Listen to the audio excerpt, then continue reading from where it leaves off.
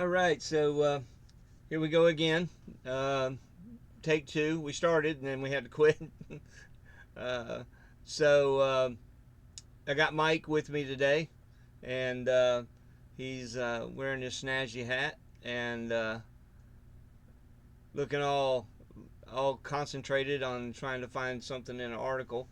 But anyway, Mike and I were talking the other day, and so we were talking about certain things about the disciple making process, um, and some of the things that we're going to have to endure as disciple makers, as followers of Christ. So thought it'd be a good subject to capture, um, and it's probably going to be unpopular in a lot of ways, um, and would it get you flagged? I don't know. We'll find out. But obviously, everybody has different takes and different opinions. But we really want to capture, what the scripture, what the text is telling us, what Jesus, not the WWJD, but the really how he would live and how he would approach things, um, like persecution, like uh, changes in culture, changes in the world. That's one thing that I think Jesus really demonstrated really well with the Roman Empire. Being an occupying force, um, he really didn't go after the political, but he dealt with it, and around it. So, did you find what you're looking for, Mike? Um, yes, I did. Okay, so I'll let you kind of open. So correct me if I'm wrong. I think I'm pretty accurate about this. So basically, what I've kind of said, but kind of nutshell it is, how are we going to act as disciples in a world that just seems to be going farther and farther down the crapper? Is that a good depiction of what you want to Um, talk about? is any, I guess. That's funny. Um, Uh, um, so what started this? Just go start there. so there is an article, and I, I actually haven't found one part of it that I was definitely looking for. Um, Well, the one thing that that when we were talking a little bit before the we started, as we normally do, and it's always an interesting thing when we're talking before the podcast, because a lot of times we get into discussions that really need to be recorded, and I think that's kind of what we did. We talked about some things that probably need to be recorded, but one of the things that the premise that I'm coming from, especially with what we're going to be talking about, is John 17 when Jesus is praying, um, and praying for his disciples. He came out and said, to in his prayer to the Father, that in 17 14, after 13, he says, but now I come to thee, and these things I speak in the world, that they may have my joy may full in themselves. So, following what Jesus says, what he does, and he even says it again, I've given them thy word, verse 14, and the world has hated them, because they are not of the world, even as I am not of the world. So the fact that we follow what Jesus says, and the fact that we are followers of, or disciples of Christ, um, the byproduct of that is hatred from the world. And just like they vehemently wanted to come after the early believers, um, they're going to come after us as well.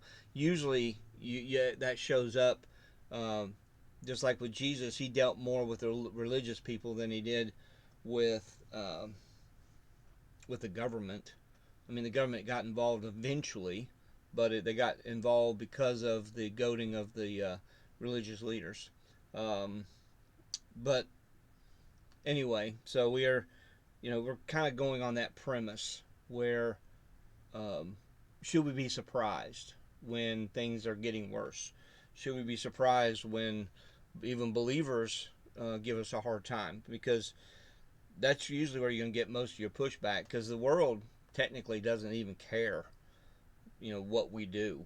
As long as it doesn't involve them, doesn't involve them being inconvenienced. Um, but did you find what you're looking for? Yeah. I'm sorry. That's I okay. was letting you finish that. Yeah. So this all started off of an article that um, appeared to be about, um, you know, the GOP candidate Mm-hmm. for presidency selling a Bible at Easter time, Mm-hmm. patriotic Bible for $60, And I'm like, I mean, okay, I'm looking for what is negative in it, and because I have a Bible that my wife bought me, it would be considered by the standards of this article a patriotic article. I mean, it has like the American flag with the articles of the Constitution, on the inside of cover, and Mm-hmm. various founding fathers, quotes from them and whatnot throughout it, and even has a picture of the president from uh, when was that 2008 to 2016, in it, right? Okay. So so that's key when you're talking about this, that there is another patriotic Bible that has him in there, right? Yeah. Nobody complained about that, Right. all right? It's got Um, Obama, is who we're talking about. yeah, yeah, Yeah. yeah. And nobody complained about that. And I have that. I like the Bible. It's a good Bible. And but so it's not about the price, because you go to a Lifeway Christian bookstore and try and find a Bible for under $60, right? Yeah. So it's not expensive. And um, so it's certainly a political statement in the article. It's just trying to bash Trump is what Right. it's doing, Right. right? But here's the key: it's a mainstream article, and I'll tie this in here in a second to people with how this ties into discipling. But listen to this. This is I'm quoting this article. What has caused outrage with this Bible is that it includes the Declaration of Independence, U.S. Constitution, and even the lyrics to a Lee Greenwood song. I wonder if that could be "God Bless the USA" by Yeah. chance. I, So, I I think you would probably safe going out on that limb. shot in the dark there, buddy. Yeah. Yeah. It's a pretty high percentage shot. So, so it's adding to the Bible, and it's adding specific political documents to the Bible that completely erase the separation of church and state. And you know, not trying to um, mix the two together, but I do think it's important, based on you know what country we live in, that believers understand their rights to worship their faith, and I think it's uh, more necessary now, maybe I might say, than ever before. Because I mean, who doesn't turn on the television now and see a war, online between states and rights for special interest groups, Hmm. right? Um, so I have uh, the right to go out and vote, and if I don't exercise that right, then I might not be able to keep open worship, where I in my country, which prohibits what our mandate, right? Uh, to some extent, right? We're going to keep discipling, but it certainly restricts your ability to do it publicly. Yeah. Um, And as most Christians, now I'm talking most what would be called believers, across the country, because most of what they get is from a church, right? And so that church could go away, Right. with just these simple things. So I think that we're lacking in teaching our young people what the separation of church and state means. I Yeah. really do. And I think that's reflected in the legislation that's being passed today, and even in general conversation with people. It's not separation. I mean, yeah. You go ahead. You got ready to say something. No, I was just saying, that whole idea of separation of church and state isn't in the Constitution, and it is something that was in a letter, and it wasn't even about keeping. It wasn't about keeping religion out of politics. It had nothing to do with that subject. And the reason that the Constitution says that it shall not establish a national religion is because so many states already had you know a, you know a, a state religion. You know what I mean? For Yeah. individuals, so they didn't want to make a national one to walk on the rights of the states. So but the founding fathers knew that our country couldn't survive, our constitution couldn't survive without people of faith, people that follow the Bible, or followed the teachings of the Bible, um, and because that's where all of our laws come from. That's just like with the Ten Commandments. Not coveting your neighbor's wife or property. Not that wives are property. That's not what I was saying. Uh, You were then. hey, well, depends on your culture, I guess. Yeah. But the point I'm trying to make is, that's where we get our individual rights. We don't have a democracy. We have a constitutional republic, which means everybody has rights. A true democracy is two wolves and a sheep voting on what's for lunch. You know, that's democracy. But in a republic that we live in, the sheep have rights, and you can't Right. infringe upon that. And that comes from the Ten Commandments. A lot of people don't realize that. So the fact that and the fact that the enemy and everybody else is stripping that out of the public discourse, out of politics, that just takes us to one destination, and that Yeah. is that is complete destruction. And the part that is constitutional is freedom of religion. Hmm. But we don't again, just like what we talked about, we're not teaching our children enough. Right. We're not teaching our children, and hey, I mean, we're talking spiritual children here too, Right. right? Exactly. You need to teach new believers these things, but it's freedom of religion, not freedom from religion. Right. And America was a Christian nation, no matter how bad they want to Right. deny that. It was built as and founded as a Christian nation, and until probably the past, I don't know. I'd say myself, I would say for at least the past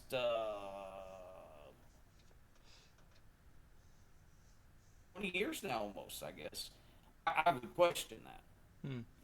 If it was still a Christian nation or not. But that's how it was founded, and our Constitution allowed for all these different religions to come in. Hmm.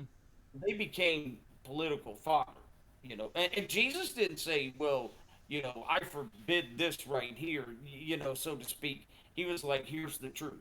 Hmm. You know what I mean? Right. You can follow me or you cannot. Right.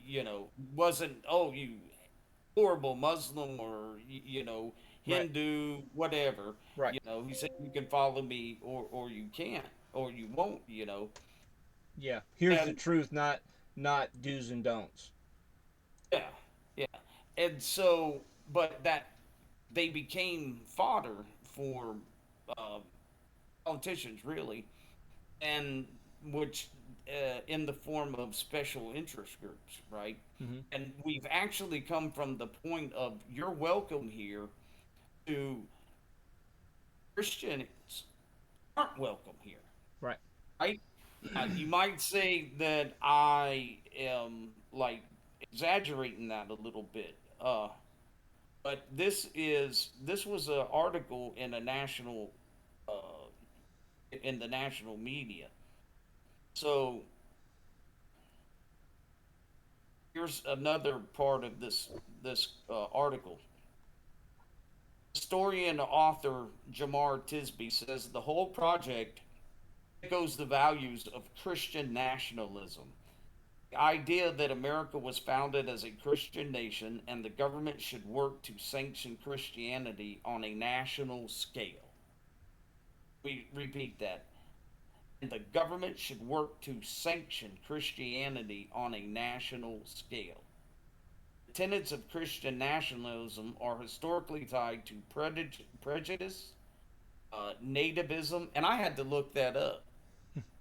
I didn't know what nativism was. Do you? Nativism. Yeah. I mean, I would imagine it's the fact that you were born here, something like Yeah. that. So, you know how America is accused of, you know, um, not taking care of Native Americans, Oh yeah. right? Uh huh.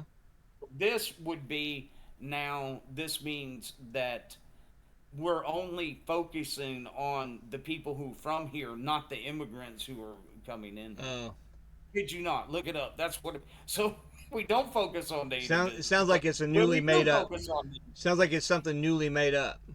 It does, right? But and white supremacy was Of the course. last Well, thing. yeah. Right? Um, There's nobody more dangerous. yes, and I think that was Well, you know, again, it makes sense for the enemy to attack on that level because, the Constitution is made to restrict the government, not the people. yeah, yeah. Yeah. What were you going to say? I see you got. And this was the last part out of that article that I wanted to quote here. There is a diversity within American Christianity. It gets overlooked whenever politics and religion intersect, he told CNN.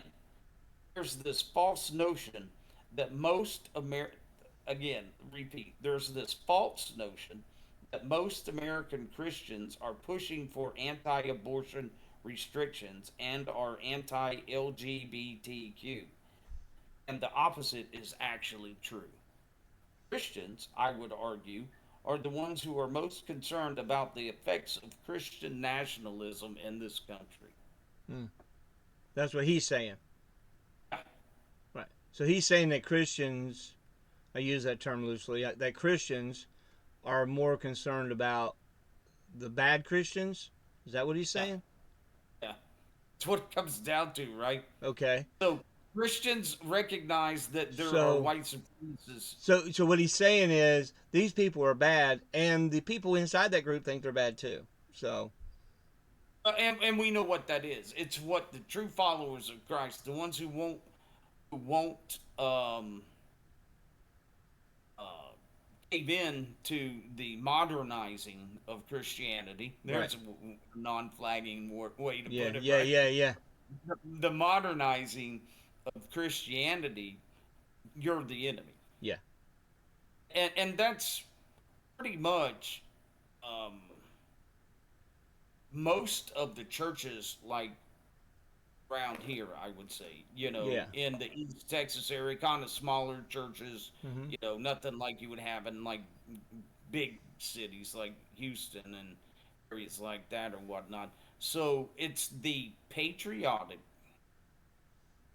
Christian Well, American, don't you think that the they? white Christian American. But don't you think, like in that article there, and generation, and people, you know, in general, they want you to feel like you're the minority, that you're the weirdo, you're the wacko, Absolutely. and that you know there's something wrong with you.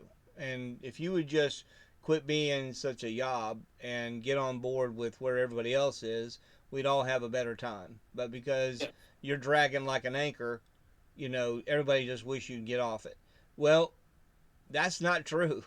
The sentiment uh, of morality is a lot louder than, and I think I see it swinging, back toward. I mean, we've had, gosh, how many years of uh, of this alternate lifestyle going on? Back probably as long as I've been alive. The Right. beginnings of, going down this alternate road of thinking, and it's really destroyed everything. And we're realizing, hey, you know what? It's not, it doesn't work to pay people not to work. Hey, it don't work to tell people they can just, use sex as a calling card and a handshake. Hey, it don't work to do this and that and things that they were begging for. You thinking that it'd fix things. Now it's just made everything completely fall apart and worse. Just like I've said this about our economy. Um, we wonder why our economy is stagnates and like sputters and sputs. Well, we killed an entire generation of consumers that could have fueled. If you're just thinking dollars and cents, I mean, it makes sense to have more. The more people you have, the more things you have, more people you have to sell to. And we've killed at least what 60 plus million just individuals, and Right. not counting their offspring. Right. So, I mean, think if I could open up the American market to a country of 100 to 200 million people, I think everybody would be interested. Well, those people are dead. Yeah. And those are people like we would like to see, like your Albert Einsteins or Billy Graham's, people like that. But if you're anti, God, you also killed your next, oh, maybe your next Obama, your next Cardi B, your next whatever. Well, you can speculate all day. There's no way to Right, know. right, right. You may have done that though, but my point is, it's not just the people protesting that you're wiping out the ones that they would like to see, because we would like to see them all, right? Right, But you're not just uh, wiping out what people would consider Christians. right. You're wiping out the people who um, support. I mean, it's the people who are support it that are wiping themselves out too. Do you understand what I'm Yeah, saying? yeah. They could have the next great atheist could have been killed in the middle of that. Yeah, You yeah. know, the one that would have And turned the tide and debunked the Bible and everything else. And not that we think it could happen. I'm just it's a hypothetical. But ultimately, so now we talk about all these issues and problems, but this is where we as disciple makers, we have to see this. We have to be educated. We need to know what's going on. We need not to turn this into a civics lesson, but we need to know oh, what's going on. But you ultimately, crack. what? I just, man, we are so in sync at times. When you started that segue, I had just looked down and I was reading what I was, and it said tying disciple making into daily life. That's where I was going to go next. Yeah. So, but ultimately, we have to. I mean, we can't go screaming into the night. We can't go and just go, well, it's all going to hell in a handbasket anyway. Let's just forget it. You know, uh, you know, I don't like those people anyway. They deserve to go to hell. I mean, I don't know what people would say, um, but you know, but ultimately we have to stay about the business. We got to stay doing what we're supposed to be doing, and should, like I said, we should be educated. We should know what's going on. You should be involved. whatever your political stripe is. I don't really care. Um, but we have to be about the business of building people and educating them and letting them make the, just like we said, Jesus spoke the truth, and hey, this is the direction. You can come along if you want. Well, and you know, and yeah, this is where we can escape the. Well, you won't escape, but we'll definitely lessen down the political aspect of it, so to speak. Mm-hmm. But you have to live within this nation, unless you Right. obviously who can afford to move out. Not too many people. Right. So you have to be concerned about what's going on Mm-hmm. here. In you know, we our our concern used to be in this nation, how many people can we shove out into the world to tell them about Christ? Mm. Now we're digging our heels in, trying to say, oh, we still rate to be here. Mm. You know what I'm saying? Mm. And I think you have to take that seriously. You one could say, well, that was one article in mainstream media, and I would say, you know what? Buckshot comes at you one pellet at a time. Mm. You know what I mean? Yeah, I do. Um, and it's clearly, you know, not a conspiracy theory. All we have to do is look around in our society, and you know, or look around in our church. Mm-hmm. You know, look at the large demographic that's missing there. We were just talking about missing people, right? Mm. You know, look at the age gap that's missing there in Christianity. So you have to protect what you are capable of, and America was the representation of Christianity for the past 200 and almost 50 years, right? I mean, the the as the Pope, but um, you know, you don't hear about all of the missionaries that Italy sends out around the world or whatnot. You know, Yeah. over all that. Hear about what America has,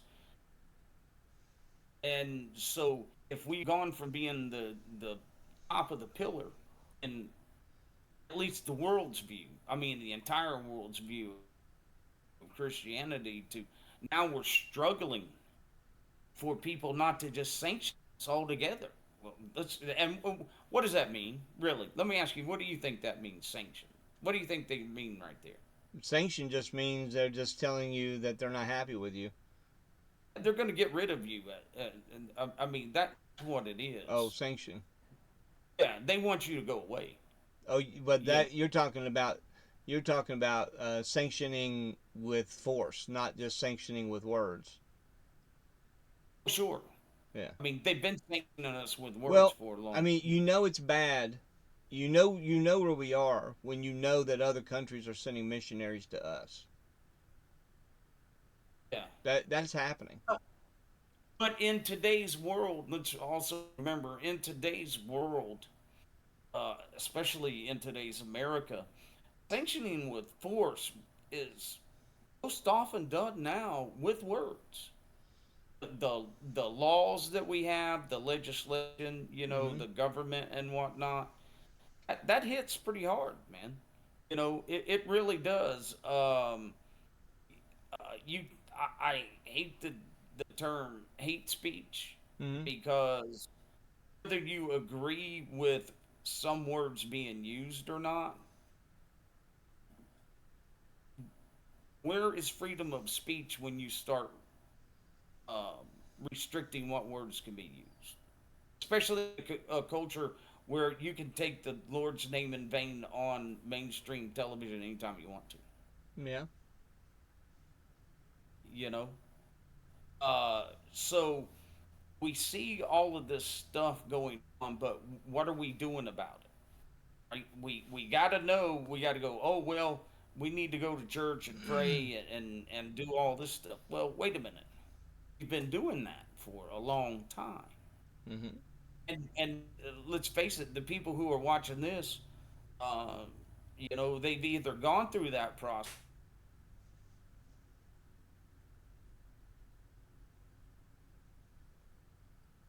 or going through the process, believer soul. You know what I'm saying? Mm-hmm. And so is their world the same as yours? Hmm. If you were going into the same church they're going into, a different world, massively different for the believer, right? Right. So much so that people want the government to at least threaten us at this point. Right. Government to do it, Right. But you know. so you bring a great question, and it needs to be answered. So we've been doing the same thing we've been doing, what, but it's not working, right? We say, oh, we just need to go to church more. Well, that doesn't fix things, because now, I mean, I'm amazed at what I hear about what believers think's okay to do, you know, Oh yeah, in church.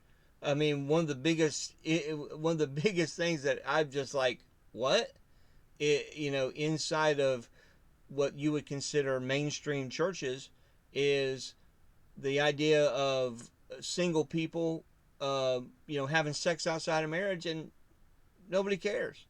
Everybody just goes, yeah, that's the way it is. I mean, that's just the culture we live in. No, that's not the culture we live in. That should be obvious. yeah, But and other things should be obvious, but it's not obvious. It's and we focus on the things that are have the least amount of impact, and we ignore the things that have the biggest amount of impact. And I don't want to pick on any, even though I just picked on one act, but I think that one is pretty safe. But I don't want to start picking on nitpicking stuff, because I'm afraid I miss somebody's, um, you know, pet thing. Um, but the thing that we are showing less and less and less in the body is compassion, is concern about what's going on with neighbors. Um, we talked about, what should we do as far as outreach, and just like with any outreach, my question is, why are you trying to outreach? What are you outreaching for? Are you outreaching just to get more butts in the seat, more cash in the bank, or are you trying to find people who are either believers and not going anywhere, or they're unbelievers in need of a savior and in need of developing, so that we can impact the world? Now, if that's your idea of outreach, then you can start looking at, hey, how do I serve my how do I serve my neighbor? How do I serve my community? How do I interact with those that are around me? And not with an necessarily an ulterior motive just to benefit the number of people, or the size of the institution. Um, that's a good one. yeah. Isn't there some scripture somewhere about giving somebody a cloak, or when they need something Oh else yeah. or something Well, like that? that's one of the ones that one of the passages Jesus actually used, that interacted with Rome, right? Because he was like, hey, they're going to be jerks to you. Don't be jerks back. In fact, I was I huh? was being a little facetious, a tiny little bit, when I was like, "Isn't there a scripture that says?" But now I'm trying to pull which scripture that is to my mind, and I can't. Do you remember where that's at by chance? I don't No, off the top of my head, but yeah. Go ahead. no. It's just, well, the point I was trying to make, and what, just playing off what you were saying was, Jesus was concerned about what was going on around him, but he wasn't paralyzed by it, and he wasn't slowed down by it. Right. Even the opposition that he got, he was not slowed down by it. His purpose was clear, his direction was clear, and no matter what happened around him, he just continued. Even um, even the corruption that was going on in the system, the Pharisee and the Sadducee system, the religious legal system at that time. Uh, even though that was going on, he didn't let it phase him in his mandate. What the Father told him to do wasn't trumped by, hey, they didn't. The system's corrupt. Yeah, the system's corrupt, but that's not going to make me stop what I'm doing. Hey, it's bad, but that's not going to stop me from what the mandate the Father gave me. And even, man, there's another good segue. Thank you, Bill. You're on fire today.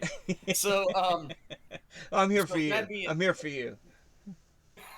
that being said, right? Um, you know, oh, I just lost it. Say that again. I tried to look here. Oh, so what'll make that difference, right? Is this kind of segue away from the kind of political aspect because we're not saying let's rise up against the government, but we're saying let's rise up in our spirituality, Mm-hmm. and because of and in training the people that God puts in our lives, because in the nation that we live in, still to this day, you can make a change just by going down to the polls Mm-hmm. and voting in Yeah. a certain manner, right? Right. That's all you got to do, Yeah. you know. And so how do we make this happen? Because there definitely needs to be a change. And I was thinking about the song this morning when I heard it, and it made me think somewhat about this. The Third Day song, "I Believe," Mm. and he's like, um, he's basically saying, "I am a Christian. Right. I'm a believer, right? And that is what I am. Right. You can take it how you want, but Right. I'm a believer." And um, we don't have that right now in Christianity. Well, in the On the mainstream, we don't. scale that it needs, yeah, on the scale that it needs to be Mm-hmm. in, we don't have that. And all that is simply saying is everybody else who gets their, and I'll call them special interest groups at this point, but they get their notice, right? Mm-hmm. And because the squeaky wheel gets the grease, right? Mm-hmm. And so we're sitting around here going, oh, well, we're not supposed to cause problems and things like Yeah. that, right? And so we're not getting any grease. Well, we're to a point where we're wobbling, brother. Yeah. We need some grease, Yeah. and the way to do that is to start standing up as believers and say, I believe what I believe. Right. know, you can believe what you believe. I Well. mean, most believers, I know there's some out there, and there's some that are as denominations or groups or however you want to put it, that will like beat you down into the ground like a stake with their King James Bible. Sure. And I like King James Bible. That's not a King James thing, but but that's not what we're after. No. We just want to say, I believe what I believe. If you're entitled to have your beliefs and your beliefs protected by our government, Mm-hmm. so am I. Right. Right. And so am I. Right. But We but need to teach that to people. right. But the saying goes, life's not fair, and it's Uh, not always going to balance out. Like somebody may come up to me, or if somebody's listening to this asking the question, then what do you think I should be doing? You know, my retort back to you would be, well, what's God telling you to do? I mean, is what God's and make sure that what you say God's telling you to do is definitely what God's telling you to do, not what you want to do and you're just slapping God's name on it, which is the definition of taking God's name in vain. Um, so, what is God telling you to do? If God's putting it on your heart to go join a certain political party, go do it. I don't. I'm not going to pick on any one of them. if God's telling you to work in certain precincts, certain polls, be involved in your community, local politics, or whatever. Hey, okay, but if God's not telling you, I'm not telling you to do it. Um, That's not even really what we're talking about, well, it though. is what we're talking about, because what we're talking about is how does this intersect in the culture? How does we as disciple makers intersect the culture politically and do it correctly and do it that makes a difference without getting lost in, because you can get lost in that whole, just like you can get lost in the inner workings of an institutional church. I mean, that sucker will suck you in and drain you dry of every energy, bounce of energy, money, everything you got. It'll take everything, but if you're not careful. And same thing with a political affiliation or political, any political avenue, whether it be local, national, whatever. It can suck you in, and pretty soon you're lost in it, and it's just draining you dry and taking everything you got. So you got to be careful, not to, it's a slippery slope for sure. Should we be involved? Absolutely. I think everybody should be involved in their government, but Well, that's kind of the whole freedom of religion versus freedom from religion thing, yeah, because freedom of religion right. means that all of the Baptists, the Methodists, the Presbyterians, all of the people who go to church, they can go to their church and they can talk about politics at their Hmm. church if they want to. Right. They can do that. They can make out voting cards and all that kind of stuff. Right. Freedom from religion says that you ain't allowed to do that. Right. You're Right. not allowed to get together where the people of the most core beliefs gather and where they believe the most strongly about their Right. pretenses in their life. You're not allowed to do that. That is freedom from religion, not freedom of religion. You're That's yep. separating the two and saying they can't touch anywhere at all instead of saying, well, this religious group can do this religious group can do this, and this religious group So can do that. what happens? So the question is, what happens if the group that wants to be have freedom from religion, let's say they get in a position where they call all the shots and they make all the rules, and then the oppression comes. So where we're at right now, Yeah. so Yeah. Well, so yeah. oddly enough, here's where we, I guess, delve into the whole discipling thing. I was thinking about it's one of the things I had Mark to talk about at some point in this conversation. Now I think that brings it up. So you don't even. I'm not saying don't do those things that you was just talking Hmm. about. In political Right. affiliation. Working for whatever. But just building the people and them knowing that they live in a place where this is not Rome, homie. Yeah. You know, you have the right to practice your Christian faith. Hmm. And you have the right to vote that Christian faith on anything, any kind of legislation that's out there. Hmm. But even without that, right? Daniel, okay? Look at him, man. Look how awesome Daniel was. Yep. And he was known by his uh, belief in God, right? I almost said Christianity, the Old Testament, In a sense. but yeah, right. It is in a sense, but he was known as being a man of God, not by any type of real um, political position. I Right. mean, the king lifted him, right, elevated him, but it was just by the way he lived his daily life, Sure. They with know the where to. commitment They know he where to. had towards God. He lived a life in such a way they knew where to kick him. Yeah, but my point is that the man made sure that he was spiritually where he needed to be Right. at all times, be it work, play, church, whatever. I mean, that's who he was. Right. And if we build people to be that way, then look, people who will persecute you will still elevate you to a position. He was no downtrodden slave, back-breaking dude. Right. That wasn't his role. He was elevated by God. Sure.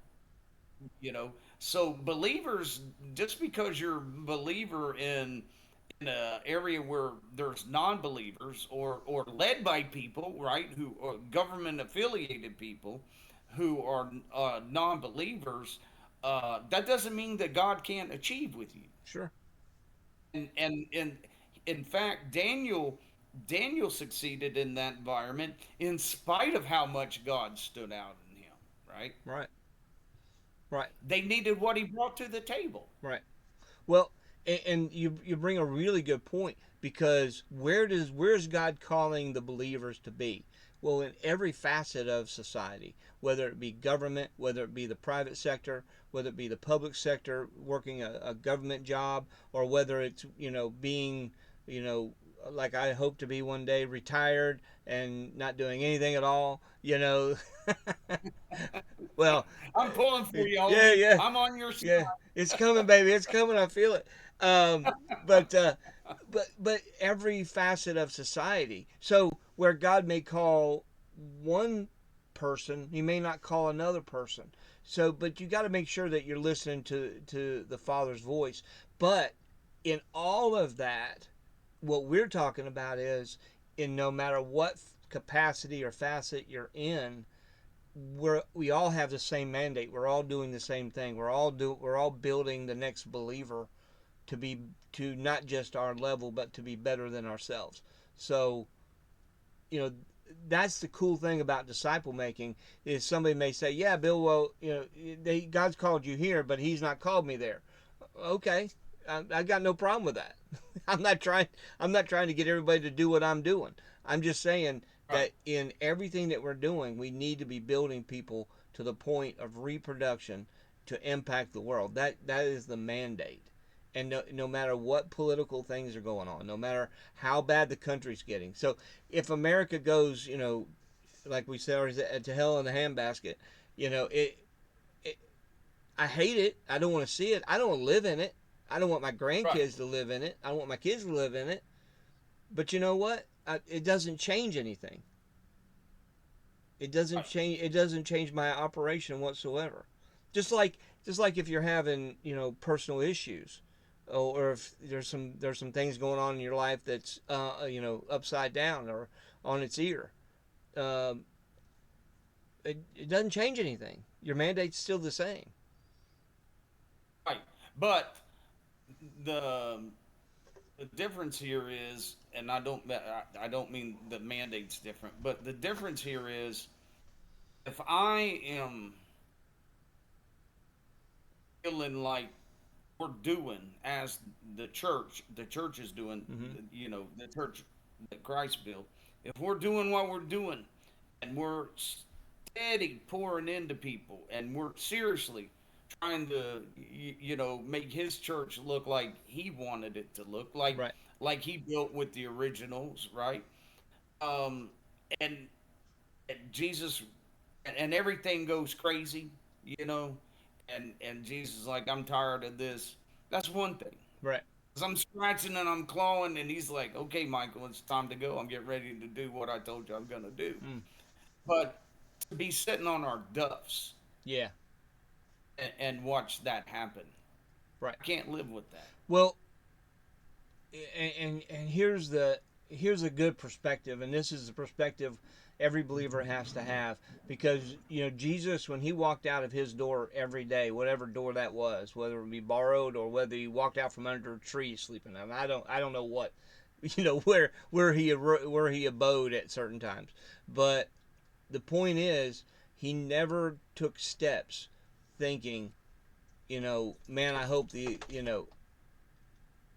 I hope I hope I can be more of Christ. He just was like, he absorbed it, and he was like, you know what, I think what everything that's going on is garbage, but I have a mandate, I have a purpose, I have a reason, and I've got to do that no matter what.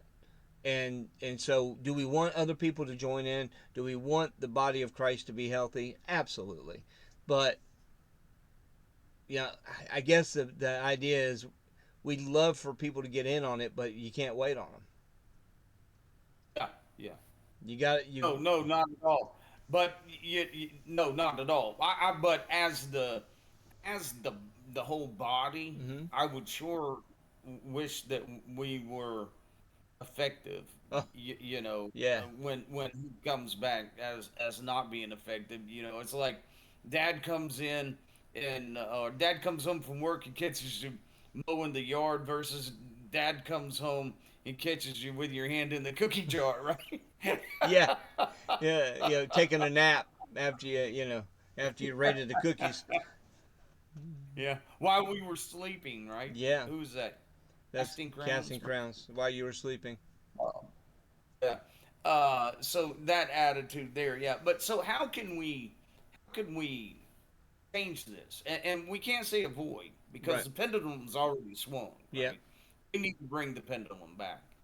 And Yep. so how can we change that? And obviously we're talking about disciple making here. Mm-hmm. And one of the things that I want to make sure. Yeah. Are you just discipling or are you making a disciple maker? Was one of the things that I wrote down. Right. Which is the answer. Is there a difference? What? Okay. And if there's a difference, what is it? Well, you know, You know what we I'm thinking on this. yeah, You know. yeah. Well, the term has been used so loosely to what a Right. disciple is, and one of the early podcasts that we did when we started publishing these things publicly was we went through the definition of what a disciple was, and that was not our definition, not a definition we can agree on, not somebody else's definition, but what was Jesus thinking when he said it? When he said, "Go make disciples," what did he mean? And when you look at the culture he came up in, and you looked at what he did, because he called himself a disciple. And a lot of people say, "Well, when did Jesus call himself a disciple?" Well, he said, "I only do what I see my Father do, and I only say what I hear my Father say." That is the actions of a disciple. So there's no doubt he was his Father's disciple. Um, so what did he do when he showed up? He made disciples. So you can't technically now. Can you call yourself a disciple and not make disciples? Yes, loosely, because it just means learner. Loosely, but I would argue that kindergarten is much different than Oxford or Cambridge University.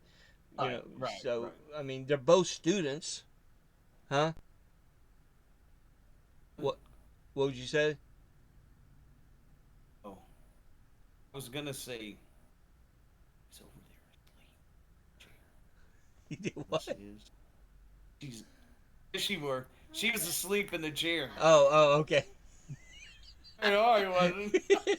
I was gonna go, and Melissa and I on the way back home. I was gonna say something, but no, but it's always so fun around here. yeah, can you? But you to follow this a strict definition of what Jesus did was you can't be a disciple without making disciples. So if you're just teaching people and giving them education, that's great. There's nothing wrong with that. But if you're calling that disciple making, wrong. Thanks for playing. Um, you got to make disciples to be a disciple, Right, and so which is how you fix things. That's how you fix things. right, and that's obviously the answer.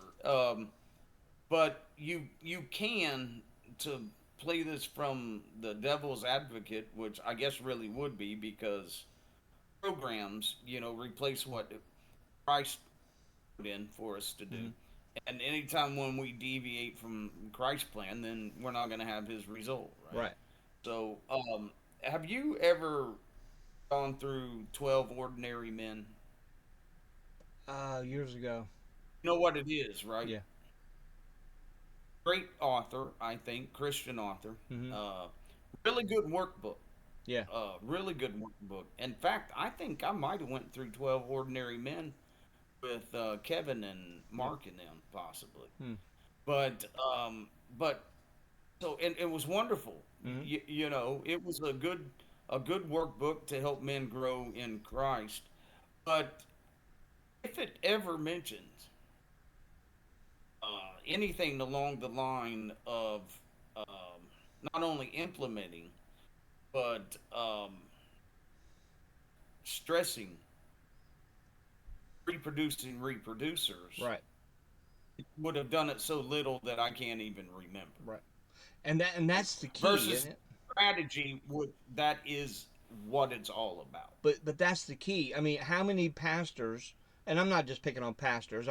Sunday school teachers, anybody that spews uh, biblical truth. Okay, and that could be on the radio, that could be from a pulpit, that could be in a Bible study, that could be in a conversation.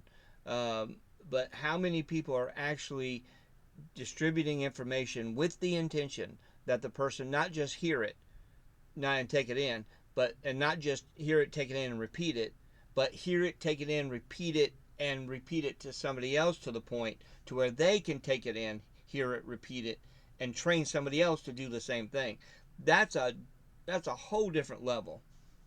Uh, and I've never ran across anybody that just popped out with that. It has to be ingrained in somebody. It has to be pointed out. It has to be um, not pounded into their head, but it's got to come with a lot of repetition because we don't naturally gravitate to that. Just like I love to teach, right? I love to teach anything to Really? anybody.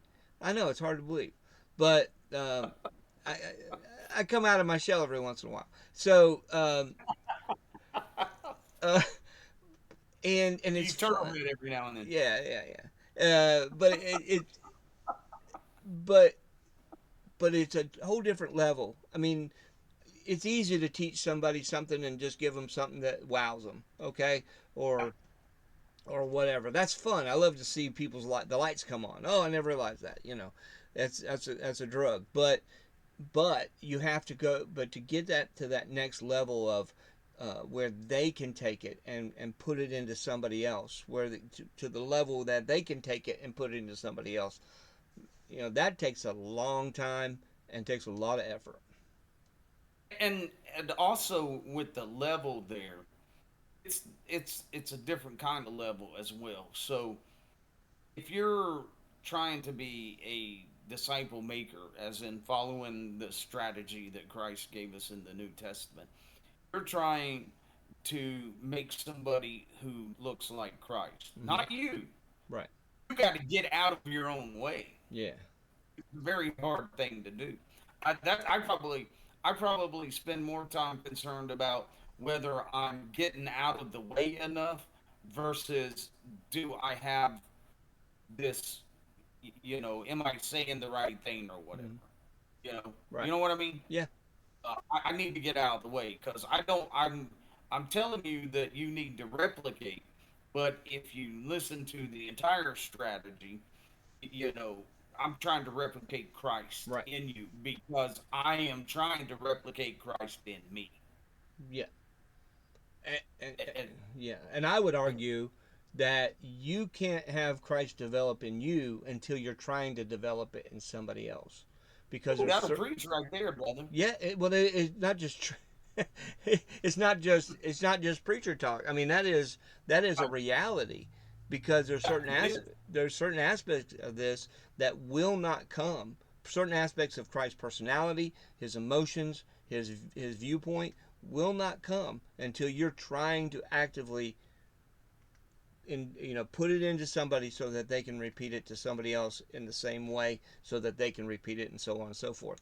So, But I think that'll preach. oh I yeah. mean, that's the biblical truth that I love. I ain't one of those. Oh, that'll preach because that's one of the popular sayings that goes around. Yeah, Right. but it it is, man. It's to the level of representing. Remember that? Mm-hmm. Do you remember teaching us that Oh at yeah. Tri City Baptist Church? Mm-hmm. Representing Mm-hmm. Christ. Yep.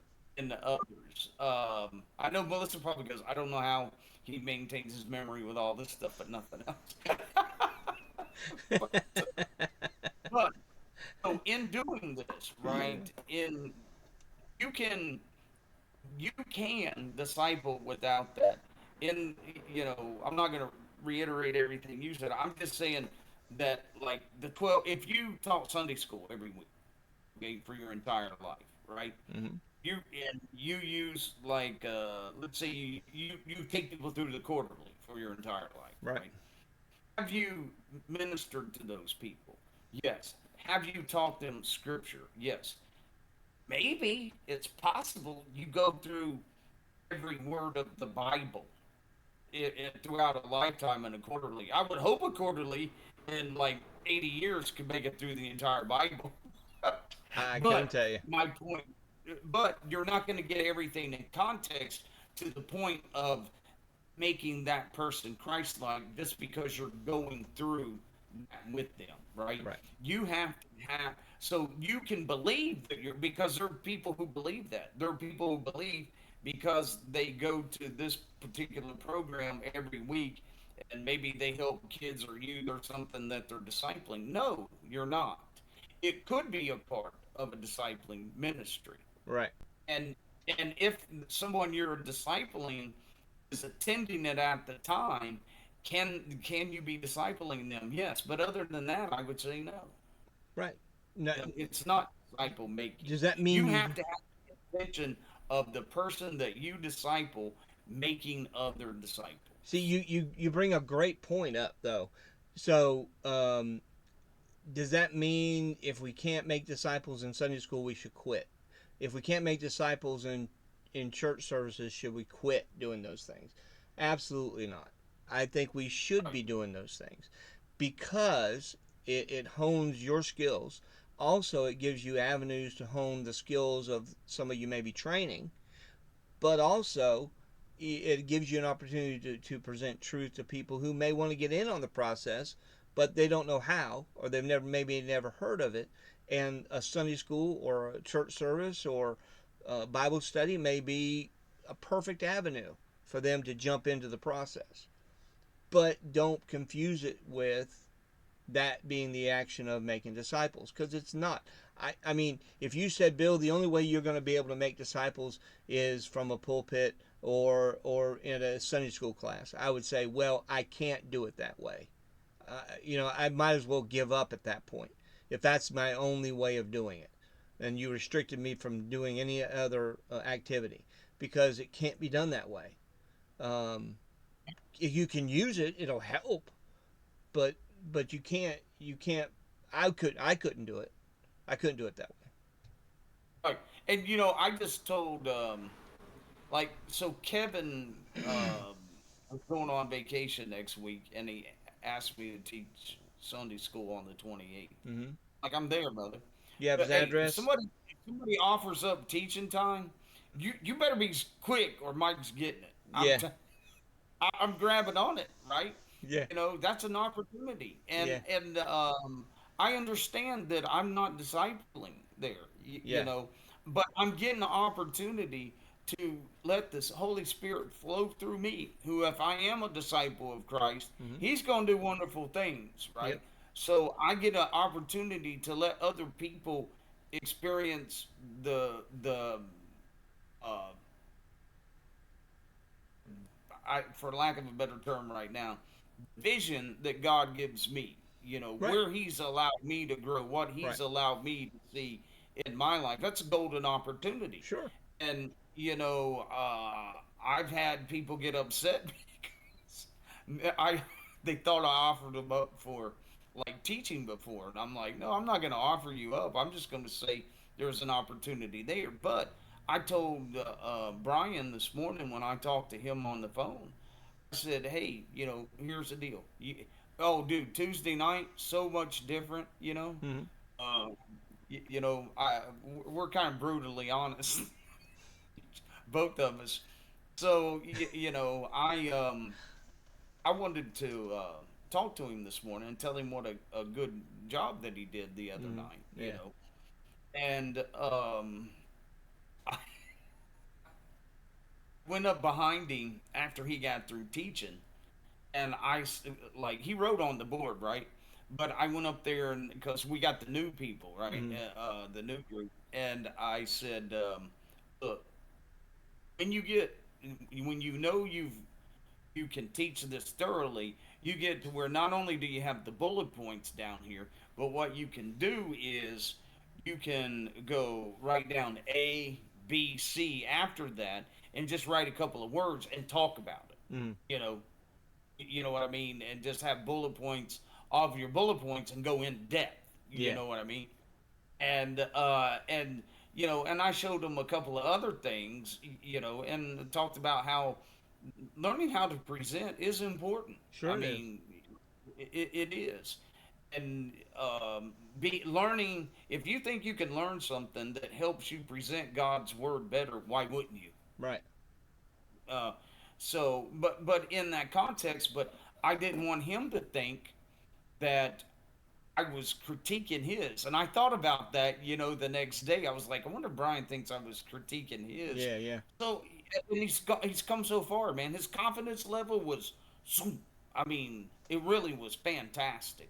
And but so you know, I call him. I'm like, look, you know, you did a great job. You really did.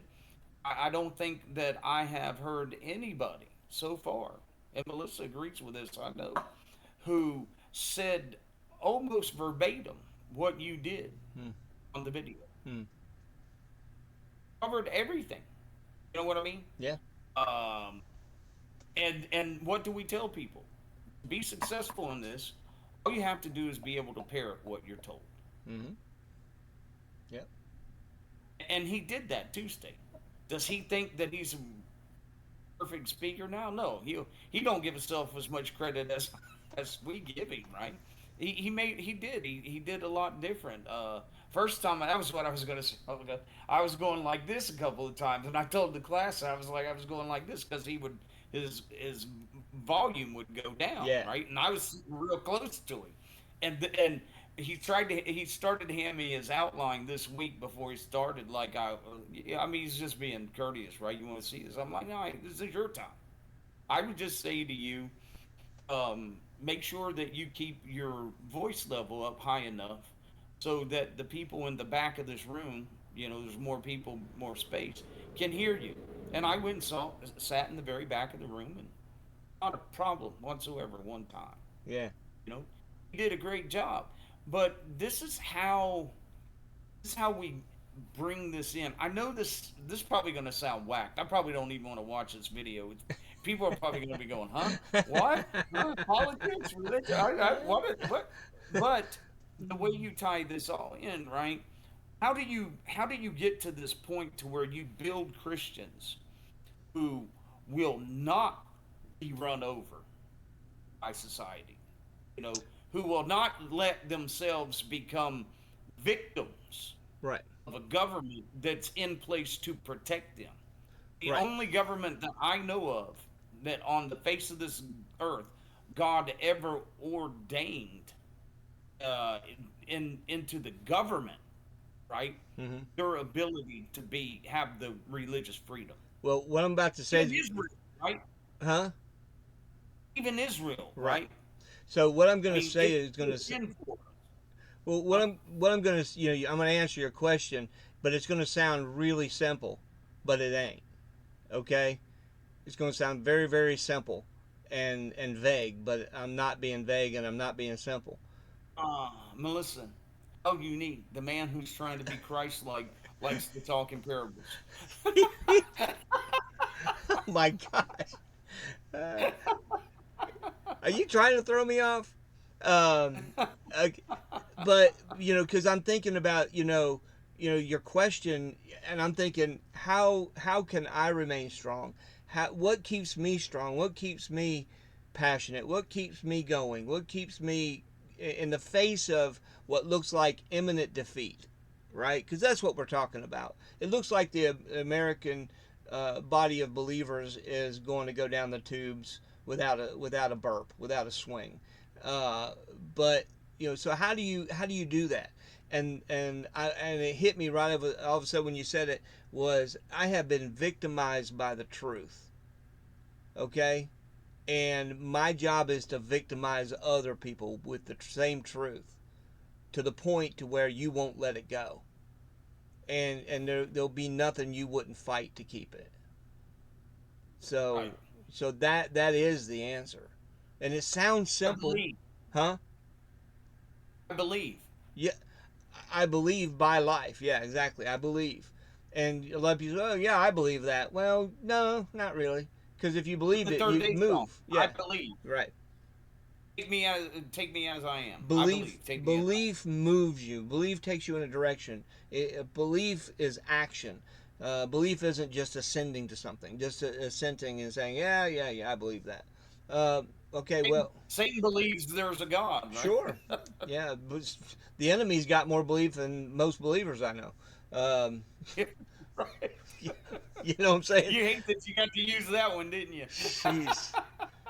Sometimes, man, I'm like, it's like watching somebody, beat their knuckles with a hammer, and they complain about getting arthritis and or feeling like it's arthritis. No, it's you're beating your hand with a hammer. I think that's why it's hurt. And they don't see the obvious. You know, Well, let me go back to Brian for a second. So, you know, I didn't want him to have a negative feeling hmm about his third time, I think, his third time teaching. I to misunderstand something that I was doing. And I didn't get to it yesterday because I went to Houston and got back later. But I called him this morning because I want my brother to have confidence hmm in what he knows about the Lord. I want to make sure that, I didn't offend him. I didn't think that I did, you know what I well, you mean? don't. But Well, not so much offended. You don't want to discourage him yeah, yeah, yeah, thank you. And because I'm going to to offend you. kind of,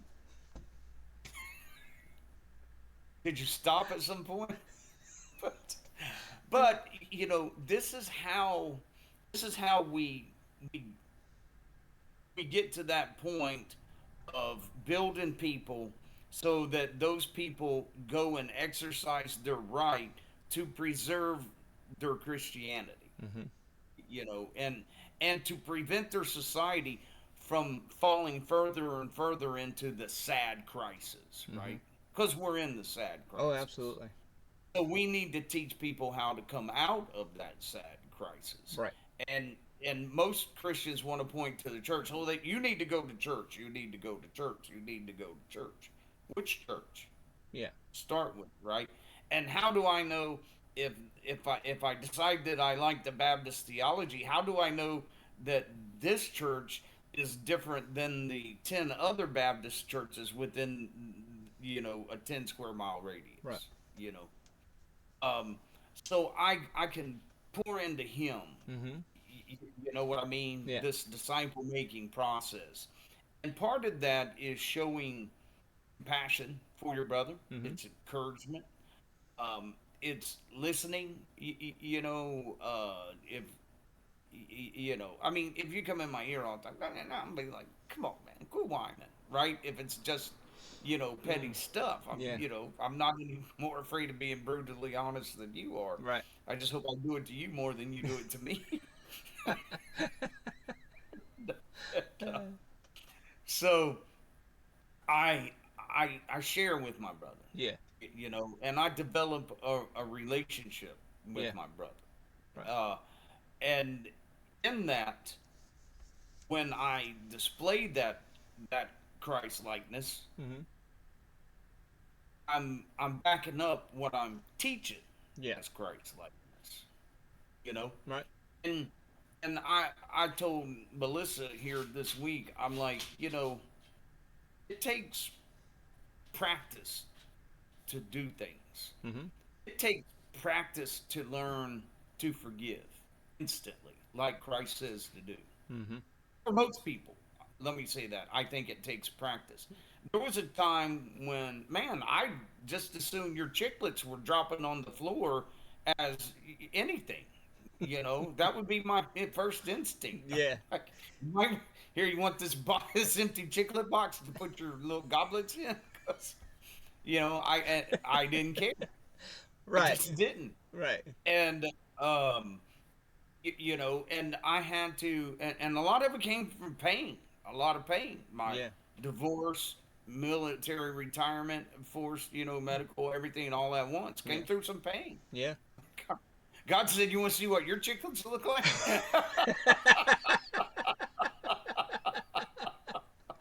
And He showed them to me. Look how pretty they are.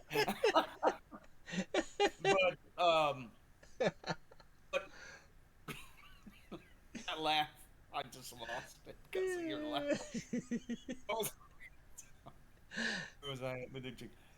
But anyways, show your huh. Yeah, thank you, Melissa. I thought you said you weren't going to be on this week. So I had to practice that. Yeah.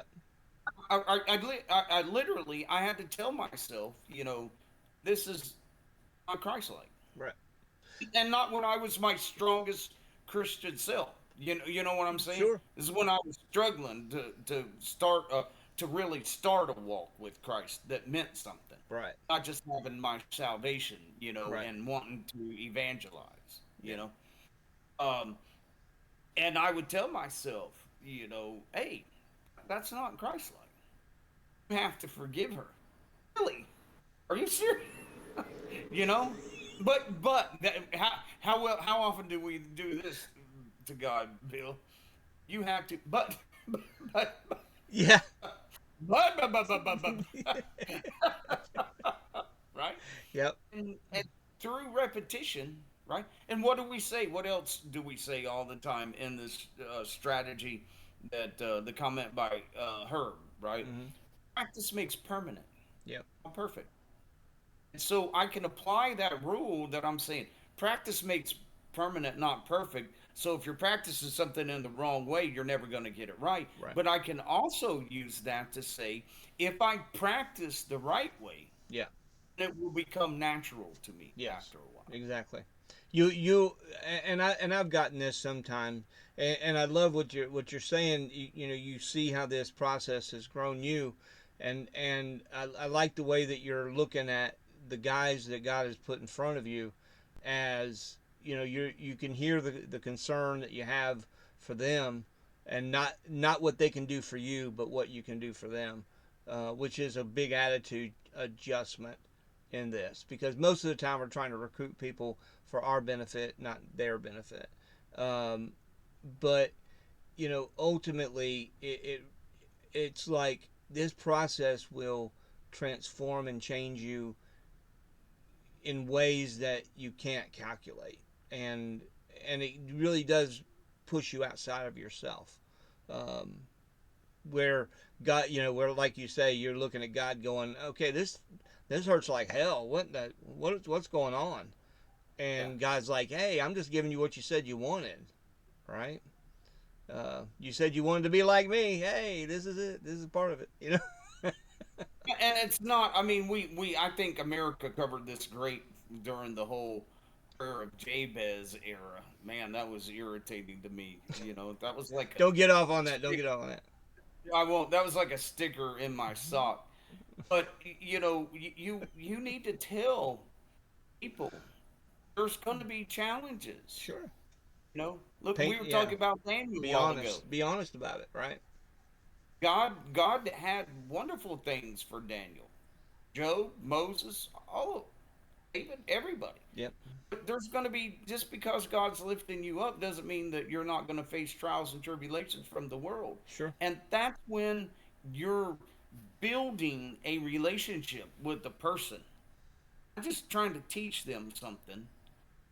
Again, this is not a program. We're not doing 12 ordinary men. Then next week we come back and we do 12 ordinary men again, and or whatever. Mm. We're building a relationship. Sure. So when you go through a struggle, and you don't even want to tell me, I hear it. Yeah. I see it in your eyes. Mm. I hear it in your voice. Yeah. I'm that key to your passion for Christ and live. I have to be as uh, knowledgeable or not knowledgeable, aware of somebody who I'm teaching, discipling.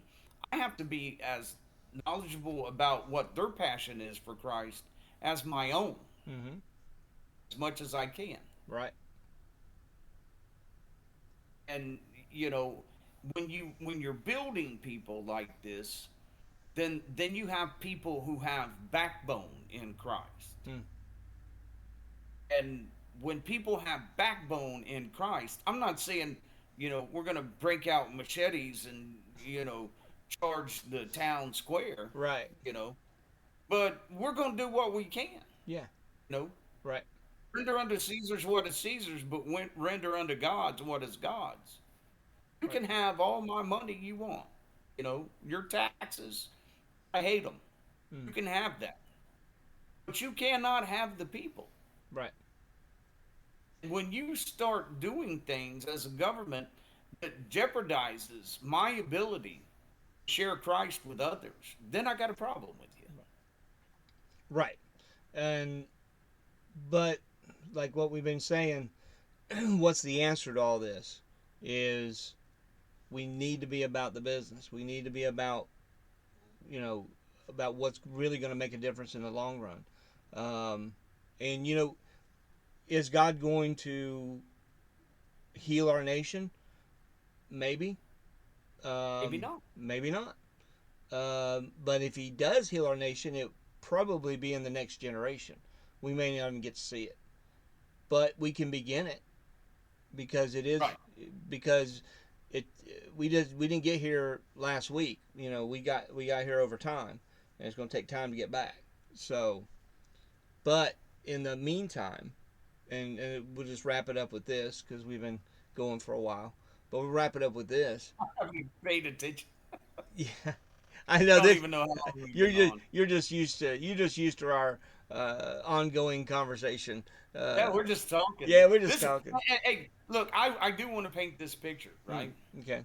This is what our conversation is whenever we talk. Yeah. Eventually, you know what? At some point, we might start talking about, uh, you know, hey, as a matter of fact, when does the game? When's the first Oh, game? tell me about the. It's some. It's Saturday. It's Saturday.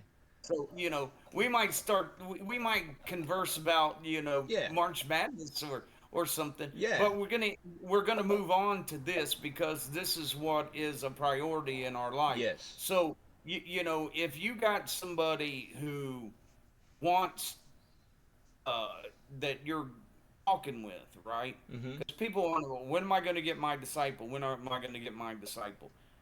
I think it's when God brings them to you, Yep. but I think it's also when you take them. Mm-hmm. Because what are you talking to somebody about? Are you talking about paintballing this weekend?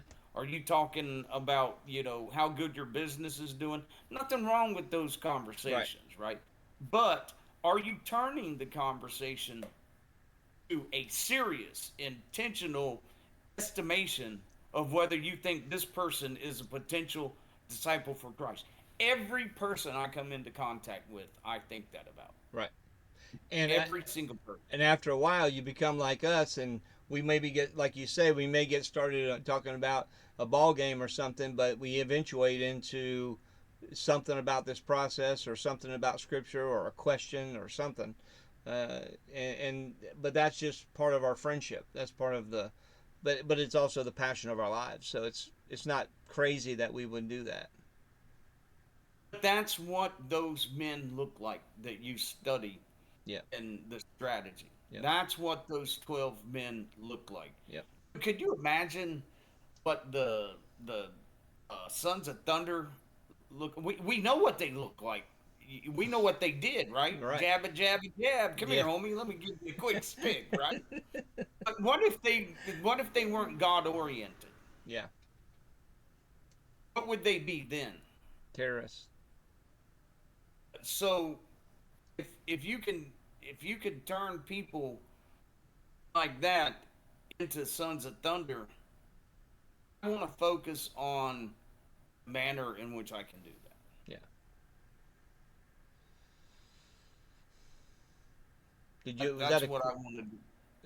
Yeah. Yeah. Exactly. So that I think we've accomplished what we wanted to on this whole conversation, I hope because so.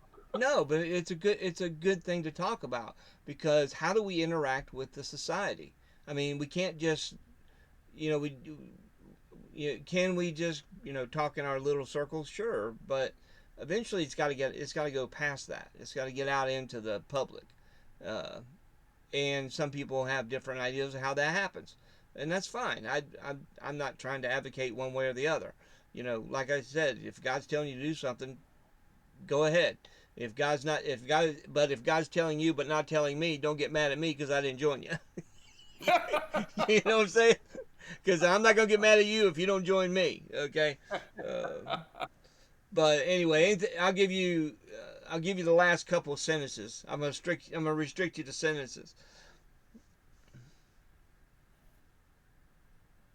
Is okay one? All right. So Works for that me. being the case, right? That being the case, so you don't you don't have to, like, we just had a local church have a drawing, I guess you would call it. Seriously, you can't make this up. At their church, um, for $5,000 vacation on Easter Sunday. Mm, Will that get people to church? yeah. It will. Yeah. Maybe, but you don't have to be that bold. Like putting a banner out next to a highway and saying that, or that one. Remember that one church had again a banner next to a road that was offering like $100 in propane gas. Right? You don't have to be that kind of bold. Right. You can be bold like Daniel Yeah. and just let your life reflect it Yeah. in every single aspect of what you do. Let people see that disciple maker in Yeah. That's a good way to end it. And I need to teach you what a sentence is. So, you. I should think. all right, brother. Well, I appreciate you, and thanks for bringing up the subject. And I'm glad we got a chance to talk about it. And don't forget to bring Brian in on one. I've talked to him about it. I think it'd be very interesting in a year from This is now, the right? wrong venue to be asking this question, right? This is Huh? actually this is recorded. So, I mean, you ask that question after we get through recording. We're not recording anymore? No, we're still recording. That's what I'm trying to tell you. Oh, it doesn't matter. I've already talked to him about it. Well, I know that. I'm just giving you. But it I'm just pertains to busting your that. balls because I can. You're what? I'm busting your My balls. golf? Yeah, I'm busting your My balls. golf. Yeah. Hey, Bethany watches this. Don't make me come through the screen at you. Um, but but Sorry. um, you blew me away. All right. All right. Oh Yeah. yeah. Yeah. Yeah. So Thanks, I'm not Melissa. saying that. I'm not saying that he wouldn't be interested this right now, right? Yeah. But I would like to see because I haven't seen this yet, right? Right. I would like to see a conversation a year from now of Brian compared to a Right. conversation right now. Yeah. No, it's very very beneficial to get some kind of mark, of uh, like a mile, like a mile marker that where you can see where you came from. Yeah. Because it does change you. It does develop you in good ways, not bad ways. So, all right, brother. Thank you. Thanks a lot, buddy. All right.